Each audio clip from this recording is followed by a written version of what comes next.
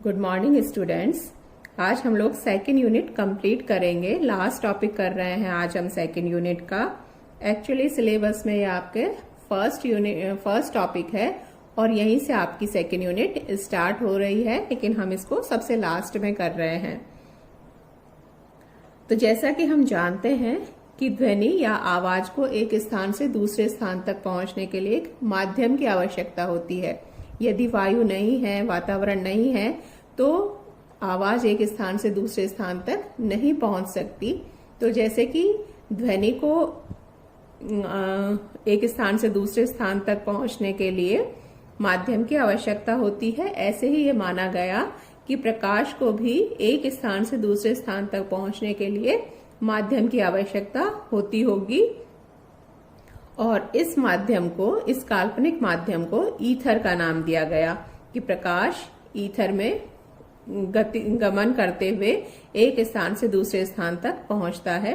साथ ही यह भी माना गया कि ईथर में प्रकाश का वेग सभी दिशाओं में एक समान होता है और ईथर एक निरपेक्ष जड़त्वीय निर्देश तंत्र है कि उसके सापेक्ष हम अन्य जो पिंड होंगे उनका वेग ज्ञात करते हैं। तो पृथ्वी का ईथर के सापेक्ष वेग ज्ञात करने के लिए अनेक प्रयोग किए गए। ऐसा ही एक प्रयोग था जिसे कहते हैं माइकलसन मोरले प्रयोग। इस प्रयोग में व्यतिकरण के सिद्धांत का उपयोग किया गया और इसमें माइकलसन व्यतिकरण मापी का प्रयोग किया गया। माइकलसन व्यतिकरण मापी ये आपके जैसे इसमें दिखाया गया है कि ये स्रोत है, सोर्स ऑफ लाइट, यहाँ से प्रकाश उत्सर्जित हो रहा है और जो प्रकाश है वो हमने मोनोक्रोमेटिक या एक वर्णीय प्रकाश लिया है। ये एक उत्तल लेंस है। इस लेंस के फोकस पर ये प्रकाश स्रोत स्थित है। तो फोकस पर स्थित होकर जब ये लेंस पर गिरेगा तो उसके बाद जो किरणें होंगी वो समांतर होंगी, तो समांतर किरणों में ये विभक्त हो जाएगा। ये एक कांच की प्लेट है जिसका आधा हिस्सा पॉलिश कर दिया गया है सिल्वर से।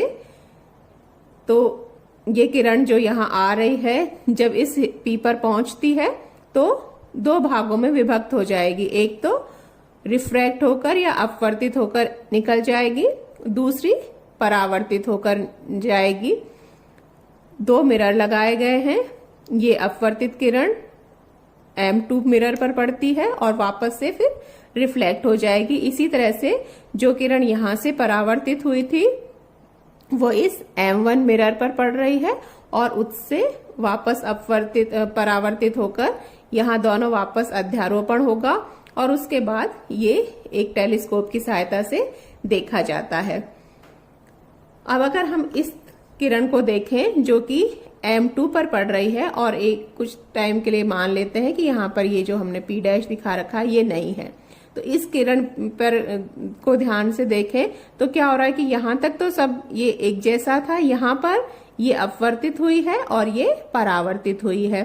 तो ये तो सीधी जाकर M2 पर गिर रही है और उससे रिफ्लेक्ट हो जाती और वापस यहाँ पर P पर आ जाती।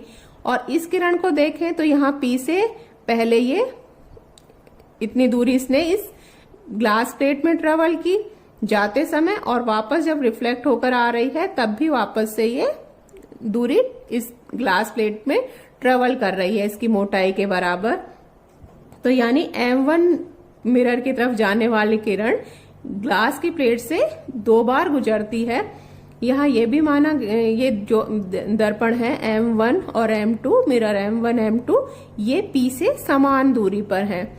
तो दूरी समान है, लेकिन जो M2 मिरर की किरण है जो M2 मिरर पर आ रही है वो इस P से एक भी बार नहीं गुजर रही, जबकि M1 मिरर पर जो किरण जा रही है वो 2 बार गुजर रही है।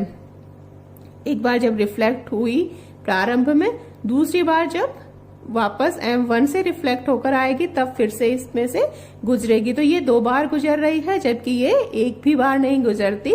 तो इनका प्रकाशीय पथ जो होगा वो समान नहीं होगा, एक जैसी दूरी तय नहीं करेंगी प्रकाशीय पथ उनका। तो उसके लिए उसको कंपनसेट करने के लिए दोनों पथ बराबर करने के लिए P के बराबर ही एक समान मोटाई की एक दूसरी प्लेट रख दी गई उसी के समांतर। तो अब ये किरण जो M2 की तरफ जा रहा था, जो प्रकाश की किरण, अब वो जाते समय इसमें से गुजर रही है, इसी तरह से आते समय भी, तो वो भी 2 बार गुजरेगी, तो दोनों का प्रकाशीय पथ बराबर हो जाएगा। साथ ही ये जो एंगल है, जो ये कोण झुका हुआ है, P में जो किरण है वो 45 डिग्री के कोण से झुकी हुई थी, तो आधा भाग तो इसका अपवर्तित हो जाएगा और आधा भाग परावर्तित होकर M1 मिरर की तरफ जाता है। तो अब 2 किरणें हो गई, एक अपवर्तित जो M2 दर्पण पर जा रही है और परावर्तित जो M1 दर्पण पर जा रही है। अब इन दोनों किरणों के बीच में हम पाथ डिफरेंस निकालेंगे कि दोनों के पथों में कितना अंतर है, और पाथ डिफरेंस होगा तो उसकी वजह से व्यतिकरण के कारण से फ्रिंज बनेंगी। तो वही हमें एनालिसिस करनी है। तो सबसे पहले हम M2 मिरर की तरफ जाने वाली किरण के लिए देखते हैं। तो M2 दर्पण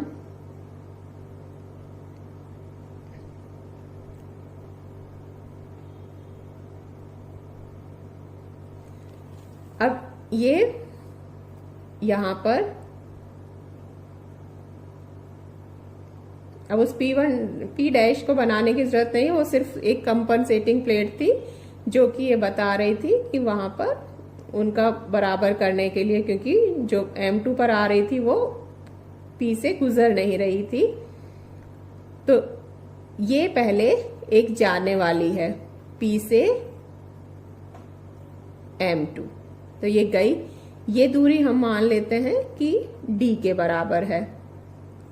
दोनों ही, जो P से M2 की दूरी भी और P से M1 की दूरी भी बराबर होगी, D के बराबर है। ये प्रकाश की किरण, इसका वेग c है और ईथर का वेग मान लीजिए v है। तो अब ये इसी दिशा में है, ईथर का वेग v। तो जब दोनों की एक ही दिशा होगी तो इसकी आपेक्षिक वेग कितना हो जाएगा, c माइनस वी। जैसे एक ट्रेन होती है, वो मान लीजिए, या कोई भी एक व्हीकल है, वो 10 किलोमीटर पर सेकंड के गति से चल रहा है, दूसरा उसी दिशा में 5 किलोमीटर पर सेकंड, तो दोनों एक ही दिशा में जा रहे होंगे, तो उनका जो सापेक्षिक वेग होगा वो कितना हो जाएगा, 10 माइनस 5। अगर विपरीत दिशा में होता कि ये 10 इधर जा रहा है और ये 5, तो इनके बीच दूरी है वो बढ़ती जाएगी और जो वेग होगा वो कितना होगा, 10 प्लस 5।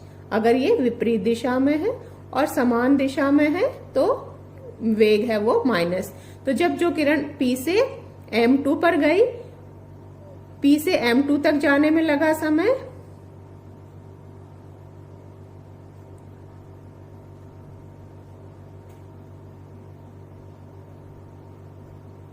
इसको हम,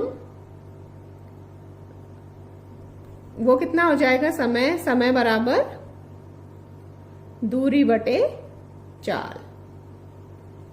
तो ये समय कितना हो जाएगा, दूरी तो d के बराबर है और दोनों एक ही दिशा में है, तो वेग, सापेक्षिक वेग हो जाएगा c माइनस वी।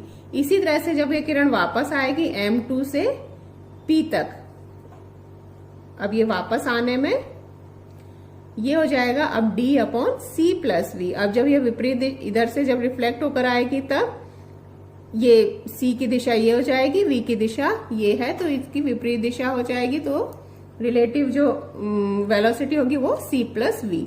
तो कुल समय P से M2 तक तथा पुनः P तक आने में अपवर्तित किरण को लगा समय। तो वो टोटल समय हम देखें, उसको हम मान लीजिए T1 नाम दे देते हैं। तो वो समय हो जाएगा d upon c minus v plus d upon c plus v. थोड़ा सा सॉल्व कर लेते हैं, एलसीएम ले लेते हैं, तो इधर चला जाएगा c plus v plus d into c minus v, या डी कॉमन भी पहले ही ले सकते हैं, और c minus v c plus v. अगर हम देखेंगे तो ये वाली टर्म जो v में है वो कैंसिल हो जाएगी, और t1 है वो 2dc upon c square minus v square, या 2dc upon c square 1 minus v square upon c square, या 2d upon c 1 minus v square upon c square minus 1। अब चूंकि v की तुलना में v c की तुलना में बहुत छोटा ही होता है, तो v का मान v square upon c square और छोटा हो जाएगा, तो हम बाइनोमियल एक्सपेंशन या द्विपद प्रमेय से सिर्फ 2 ही टर्म्स रखते हैं, बाकी टर्म्स को हम नेग्लेक्ट कर देंगे। तो t1 जो है वो हो जाएगा 2d upon c 1 plus v square upon c square, क्योंकि 1 प्लस एक्स की power n equals to 1 plus n x. बाकी टर्म्स को हमने नेग्लेक्ट कर दिया है, तो वही माइनस माइनस मिलकर यहाँ पर प्लस हो जाएगा v square upon c square. तो ये तो उसके लिए हो गया जबकि जो M2 मिरर पर पड़ रही थी P से